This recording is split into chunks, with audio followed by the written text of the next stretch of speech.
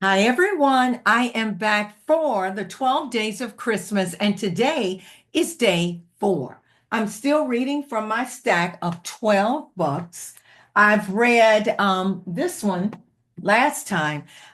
This was fun to write. Who doesn't like children? So, A Couple by Christmas. This little boy wants his parents to get back together, and that's his Christmas wish. So here we go. Chapter 1.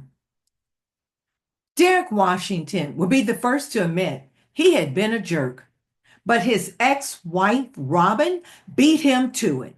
It didn't help that his own mother agreed with her. Maybe it was the holidays or their son's upcoming 6th birthday on Christmas Day that had him reevaluating his life. Lately, the what ifs plagued him every time. His divorce from Robyn had been ugly, mean spirited, and anything but Christ like. Their antics in the courtroom had caused the judge to decree they communicate through talkingparent.com, a service designed to document their conversations in case they return to court for more litigation.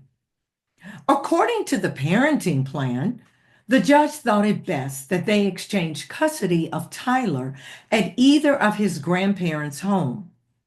Most of the time, Robyn's mother was the drop off and pickup. It's not your child that needs supervision, but the adults who are his parents. Judge Wilson had reprimanded them. Sitting behind his desk, Derek couldn't keep his mind from drifting to that fateful day when he kissed his marriage goodbye.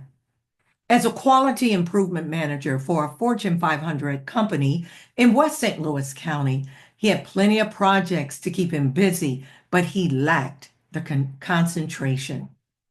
At one time, he and Robyn had everything going for them. They were the epitome of a Christian couple at their church, Holy Ghost Temple. People complimented them as an attractive couple.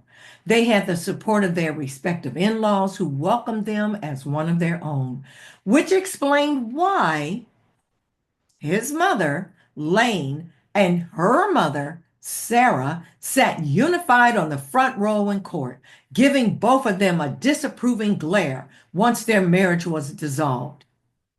It had been 2 years, and he still had past regrets. Did Robyn? Stubborn people are fools, his mother stated on more than one occasion when he would drop by with Tyler. Of course, she made sure her grandson was distracted before she lit into Derek.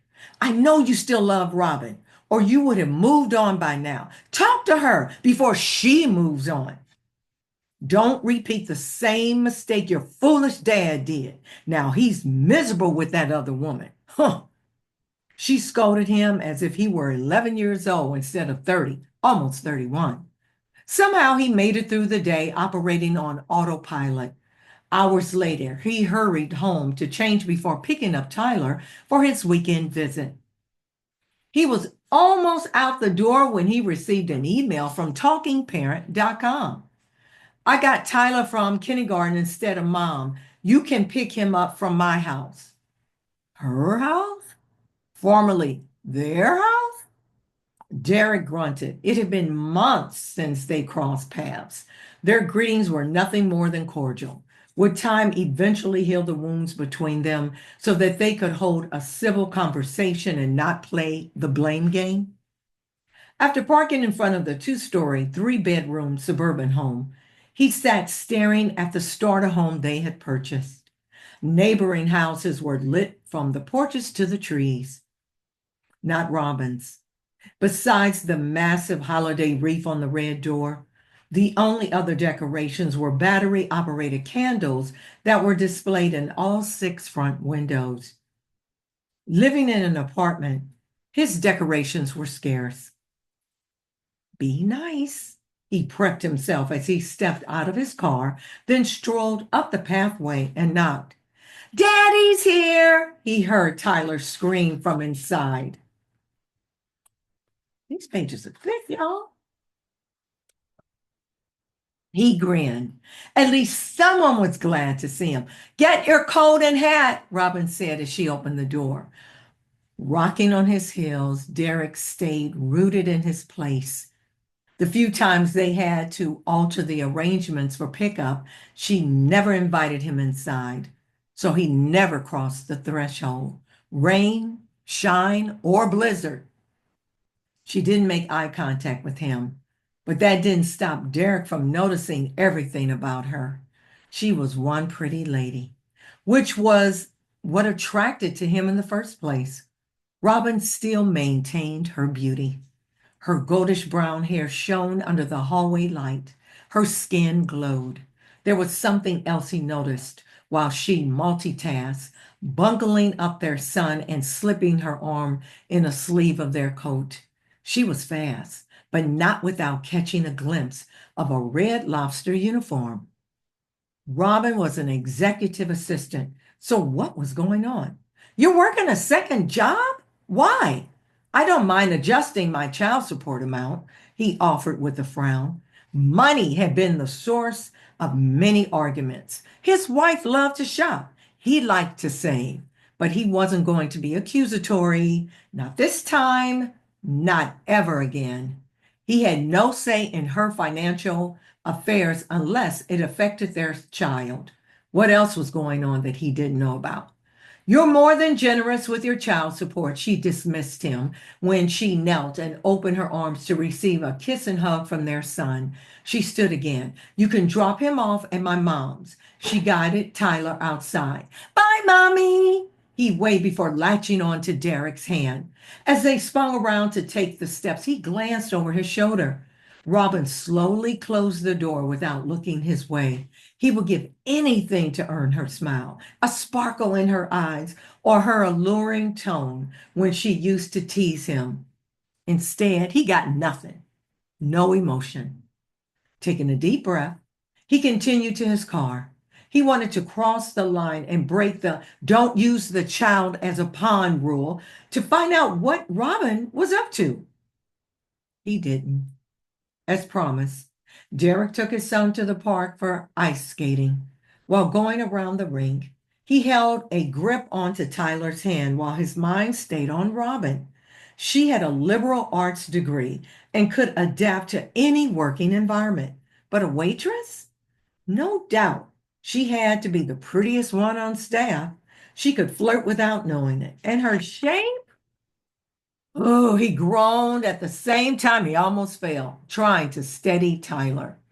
Once they regained their rhythm, he thought about Robyn again. She was curvy and her pants did nothing to camouflage her God-given assets. 45 minutes later, he hoped his son had worked up an appetite. Hungry? When Tyler bobbed his head, Derek grinned. He had a plan. How about we go see where Mommy works? Yeah! His eyes widened with excitement. Are we going to see Grandma Gibson too? Mommy says takes me there when she has to work. That narrowed down the locations. Not today. After we eat, we're going back home with me. It was 2 weeks before Christmas, and he had planned to take his son to pick out his birthday present. That would have to wait until the next day. Have you thought about what you want for your birthday? Last year, Derek bought him a Lego starter kit. Since Robyn had Tyler last Christmas, he had to wait until the following weekend to play with him. That had to be the saddest Christmas of his life, and he wouldn't want to wish that same loneliness on anyone. But this year, Robyn would experience it. I want you to come and live with us, Tyler stated matter-of-factly as he glanced out the window. It was a good thing Tyler was strapped in because Derek jammed on his brakes at the same time the street light turned red. He eased his foot off and exhaled.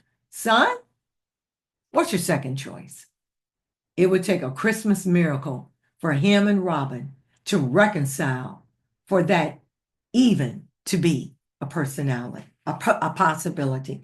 I love this story. This is just so cute. And I wish I could read some more. But anyhow, my time is up. I have read an excerpt from A Couple by Christmas. And guess what? It's on sale for 99 cents. So you want to download your copy today. This was so fun to write. And you will find out that Tyler is just such a cute little boy. So join me tomorrow at the Lord's will, and I will read more from my stack of Christmas stories. Subscribe to my YouTube channel, and you can visit me at patsimmons.net. Thank you so much.